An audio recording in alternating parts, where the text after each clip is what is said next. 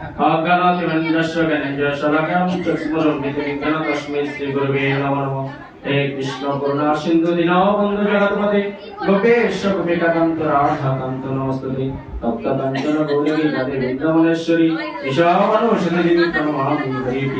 पंचाकल्पतरुवाचटिका सिन्धुभवच वदितां पवनमो विष्णुभवो नमो विष्णुपदे कृष्णपृष्ठाय भूतले श्रीमते भक्तिवेदान्त स्वामिनेति नमने नमस्ते सरस्वती देवी गौरवाणी प्रचारिणे निर्विशेष शून्यवादी प्रश्नते शोकारिणे।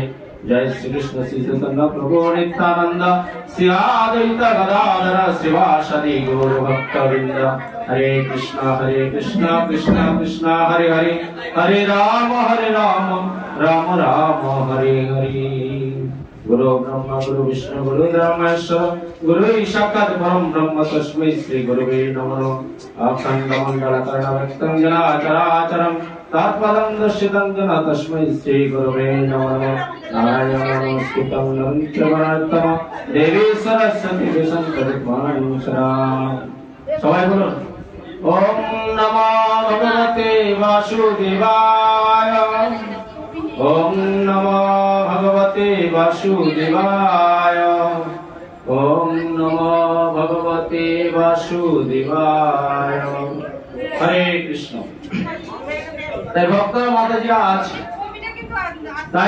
মাতাজিরা আজ আমরা সাধুগুরু বৈষ্ণবের আমরা এই ভগবত ধাম যে করতে চলেছি আপনারা শুরু থেকে শেষ পর্যন্ত সমস্ত ভক্তমণ্ডলী এবং মাতৃমণ্ডলী এবং আমাদের প্রভুদের আমার চরণে দণ্ডবত প্রণাম। আপনারা সবাই ভগবান শ্রীকৃষ্ণের মুখনিসৃত শ্রীমদ্ ভাগবত এই গীতা ভাগবত পাঠ আপনারা নিষ্ঠার সাথে শ্রবণ করবেন। হরে কৃষ্ণ। আজকে দেখেন আমরা সনাতন ধর্মের মানুষ। আমরা কি জানি যে সনাতন শব্দের অর্থ কি? যে আমাদের ধর্মটা হিন্দু ধর্ম নয়, আমাদের ধর্ম হলো এটা সনাতন ধর্ম।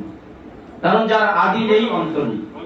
কবে সৃষ্টি হয়েছে একমাত্র ভগবান শ্রীকৃষ্ণ জানেন এবং কবে ধ্বংস হবেন একমাত্র ভগবানই জানেন।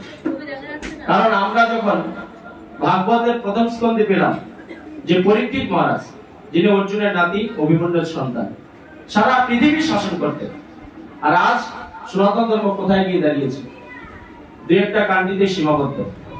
তাই ভগবান শ্রীকৃষ্ণ চৈতন্য মহাপ্রভু এই কলিযুগে অবতীর্ণ হলেন। অধপতিত মানব জীবনকে উদ্ধার করার জন্য তিনি কি নিয়ে আসলেন? নাম। আমরা এই কলিযুগে ভগবানকে তিন ভাবে পেয়েছি। কোন যুগে কিন্তু এত সহজে ভগবানকে পাওয়া যায় না। আমরা নাম রূপে পেয়েছি। যেই নাম সেই কৃষ্ণ ভজনিষ্ঠা করি নামের সহিত আছেন আপনি শ্রী হরি। আমরা নাম রূপে ভগবানকে পেয়েছি। আর কি পেয়েছি? যেই গৌর সেই কৃষ্ণ সেই জগন্নাথ। জগন্নাথকে আমরা ভগবান হিসেবে পেয়েছি আর ভাগবত পেয়েছি শাস্ত্র। তাই আজকে আমরা হিন্দু ধর্মের যদি আপনি একটা মানুষকে জিজ্ঞাসা করেন যে আপনি কেন হিন্দু, তার সৎ উত্তরটা দিতে পারছেন না। এর চেয়ে আমাদের দুর্ভাগ্য হিন্দুদের আর জীবনে কিছু নেই।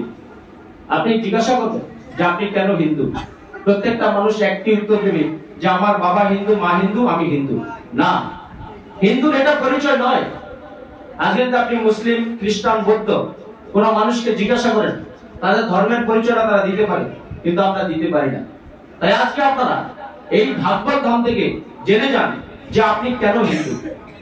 একটা মুসলিম মানুষ যদি আপনাকে জিজ্ঞাসা করে, আপনি যদি এই উত্তরটা দেন যে আমার বাবা হিন্দু, মা হিন্দু, আমি হিন্দু, তাহলে সে আপনাকে নিয়ে অট্টহাসি করবে। আপনি এই জন্য হিন্দু। আজকে ভাগবত ধাম জানেন যে আমার ভগবান শ্রীকৃষ্ণ, আমি এই জন্য হিন্দু। গর্ববোধ হয় আমি এই জন্য হিন্দু। আমার শাস্ত্র গ্রন্থ হলো শ্রীমদ্ ভগবত গীতা, যেটা ভগবান শ্রীকৃষ্ণ আজ থেকে ৫৫০০ বছর পূর্বে কুরুক্ষেত্রের রণাঙ্গনে তার প্রিয় শিষ্য অর্জুনকে এই গীতার জ্ঞান দিয়েছিলেন। কেন দিয়েছিলেন? ভগবান তো দাপর যুগে এসেছেন। ব্রহ্মার চতুষ্কল্পে ভগবান শ্রীকৃষ্ণ এই পৃথিবীতে একবার আসেন।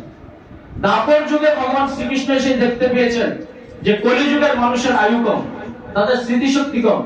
তাই তিনি দাপর যুগে কলিযুগের মানুষকে উদ্ধারের জন্য এই শাস্ত্র হিসেবে শ্রীমদ্ ভগবত গীতা দিয়ে গেছেন।